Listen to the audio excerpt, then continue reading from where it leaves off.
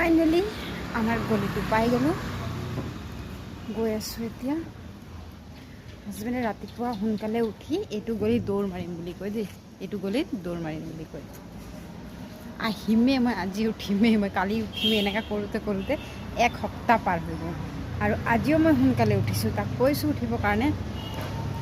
অকণমান 5 মিনিট অকণ শুই লওঁ, 5 মিনিট কৰোঁতে কৰোঁতে 7টা বাজি যায়। আৰু 7টা বজাৰ পাছত আৰু তাৰ টাইম নাথাকে যে ওলাই পিনে দৌৰ মাৰিব আহিব, তো সেনেকুৱাই থাকি যায়।